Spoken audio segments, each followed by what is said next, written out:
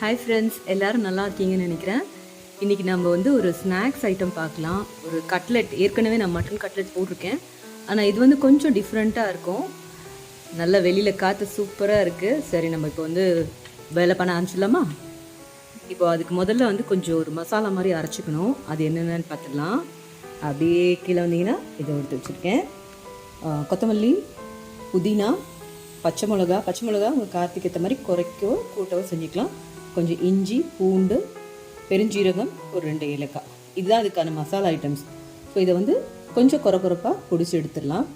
இப்போ அடுத்தது அடுப்பில் ஒரு கடாய் வச்சுருக்கேன். கொஞ்சமாக இதில் எண்ணெய் ஆட் பண்ணிக்கலாம். இப்போ கட் பண்ணி வச்சுருக்க ஒரு 2 மீடியம் சைஸ் வெங்காயத்தை நான் இதில் ஆட் பண்ணிக்கிறேன். இது கொஞ்சம் நல்லா ஒரு கோல்டன் கலர் ஆகிற வரைக்கும் ஃப்ரை பண்ணி எடுக்கணும்.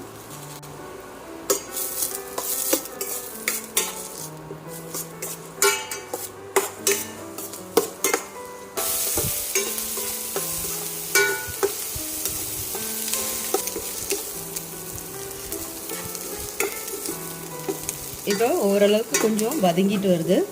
இந்த டைமில் நம்ம பொடிச்சு வச்சோம்ல குறைப்பாக அந்த பச்சை மிளகா, கொத்தமல்லி இதெல்லாம், ஸோ அதை வந்து இதில் ஆட் பண்ணிக்கலாம்.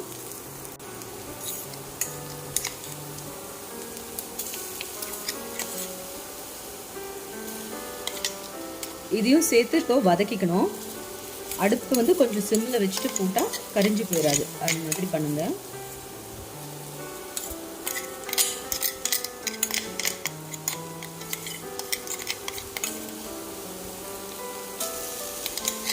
இந்த கட்லெட்டில் மிளகாத்தூள்லாம் போட போகிறது இல்லை. இந்த பச்சை மிளகா காரம் தான். ஸோ ஒருவேளை காரம் கம்மியாக இருக்குது அப்படின்னா நீங்கள் வந்து கொஞ்சம் பச்சை மிளகா இன்க்ரீஸ் பண்ணிக்கலாம். இல்லை கொஞ்சம் கட் பண்ணி கூட இதில் சேர்த்துக்கலாம்.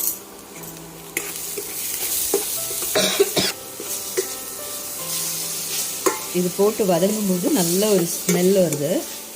அஃப்கோர்ஸ் உங்களுக்கு வீடியோவில் ஸ்மெல் தெரியாது.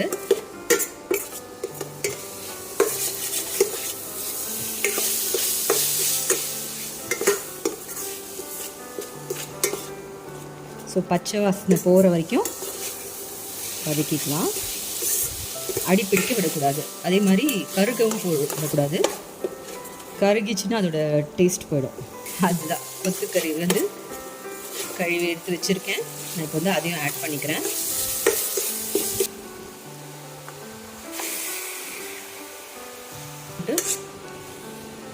வதக்கலாம்.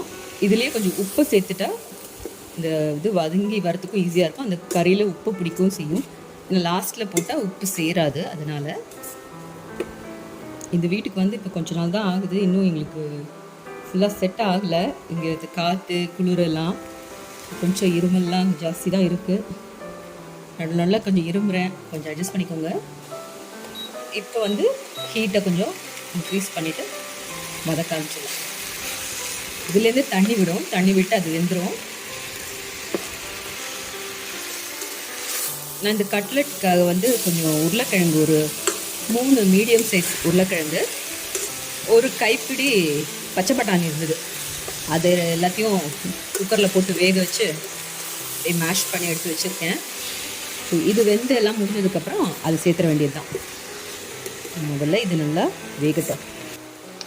எப்போ நான்வெஜ் சமைக்கிறப்போ கொஞ்சம் மஞ்சள் பொடி சேர்த்துக்கிறது நல்லது இல்லையா? ஸோ அதனால் இதுக்கும் கொஞ்சமாக சேர்த்துக்கிறேன். அதோட அந்த மசாலா குறைப்பாக அரைச்சி எடுத்தோம்ல மிக்ஸி, அதில் கொஞ்சமாக தண்ணி விட்டு அதை அப்படி லைட்டாக ஒரு குலுக்கி அதையும் இதில் ஆட் பண்ணிக்கலாம். ஓகே, இப்போ இது எல்லாத்தையும் சேர்த்து விட்டு நல்லா வேக வச்சு தண்ணி விட்டுற தண்ணி எல்லாமே அதுவும் வத்தவும் வேணும். அதுதான் இதில் வேலை இனிமே. ஸோ அது வரைக்கும் வெயிட் பண்ணி தான் ஆகணும். நான் பேசுகிறது உங்களுக்கு கேட்குதான்னு தெரியல. ஒரே சத்தமாக இருக்குது. காற்று, பயங்கர காற்று. அங்கே தூரத்தில் மலை, அப்படி வயல், பக்கத்தில் தென்னந்தோப்பு, வாழைத்தோப்பெல்லாம் இருக்கா. ஸோ அதுலேருந்து வர காற்று அப்படியே செம்மையாக இருக்குங்க. அதுலேயும் இந்த சிட்டி லைஃப்பில் இருந்துட்டு இந்த மாதிரி ஒரு இடத்துக்கு வந்து இருக்கவங்களுக்கு சொர்க்கங்கிறது வேறு எதுவும் வேண்டாம். அவ்வளோ சூப்பராக இருக்குது.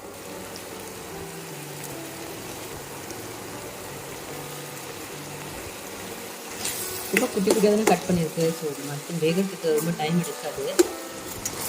இப்போ தண்ணி எல்லாமே வளர ஆரம்பிச்சிருச்சு. இப்போ இந்த ஸ்டேஜில் நான் சொன்னல வேக வச்சு மசிச்சு வச்சுருக்கேன் உருளைக்கிழங்கு, கொஞ்சோண்டு பச்சை பட்டாணி, அதை வந்து இதில் சேர்த்து அதையும் வதக்கிடலாம்.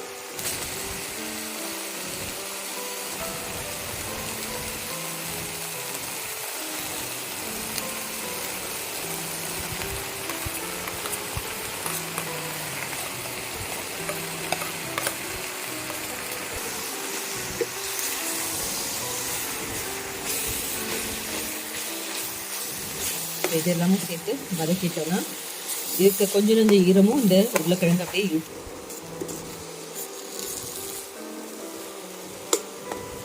ஓகே, இப்போது ஓரளவுக்கு கரெக்டாக ஆகிடுச்சு. ஜஸ்ட்டு ஆஃப் பண்ணிடுறேன். ஆஃப் பண்ணி இது நல்லா ஆறணும். நல்லா ஆற விட்டு கட்லெட் ஷேப் பிடிச்சி அதுக்கப்புறம் அதை வந்து ஃப்ரை பண்ணுற வேலை பண்ண வேண்டியதுதான். ஸோ இப்போதைக்கு இதை எப்படி வச்சு ஆற விட்டுடலாம். இப்போ இது நல்லா ஆறிடுச்சு. ஸோ சின்ன சின்ன கட்லெட்டாக நான் செஞ்சு வச்சுக்கிறேன்.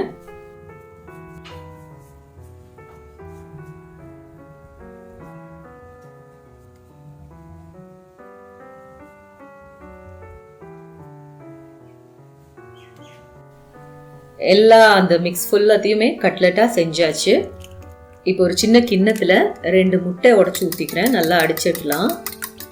அடுத்தது ஒரு பிளேட்டில் கொஞ்சம் பிரெட் க்ரம்ஸோட பொடி, அதாவது பிரெட் இருக்குல்ல, அது கொஞ்சம் காய வச்சது, இல்லைன்னா தோசைக்கல்ல 2-3 தடவை இப்படி போட்டு திருப்பி திருப்பி தான் கட்டி ஆகிடும். அதை வந்து மிக்சியில் போட்டு நல்லா பொடிச்சு எடுத்து வச்சுக்கிட்டோன்னா அதுதான் வந்து இந்த பிரெட் க்ரம்ஸு. இல்லை ரஸ்க்கு கிடைக்கும்ல, அதை வாங்கி உடச்சி பொடிச்சு கூட எடுத்து வச்சுக்கலாம்.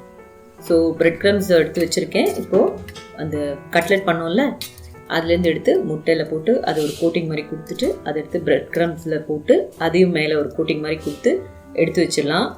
இந்த மாதிரி ஏன் எடுத்து வச்சுக்கிறோன்றது நிறைய பேருக்கு தெரியும். தெரியாதவங்களுக்காக சொல்கிறேன். நம்ம கட்லெட் அப்படியே எண்ணெயில் போட்டால் பிரிஞ்சு போயிடும். அது போகாமல் இருக்கிறதுக்கு தான் இந்த கோட்டிங் கொடுக்குறோம்.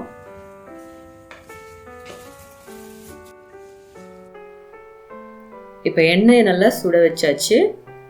ஒரு கட்லெட்டாக போட்டு நான் வந்து ஃப்ரை பண்ணி எடுத்துக்க போகிறேன்.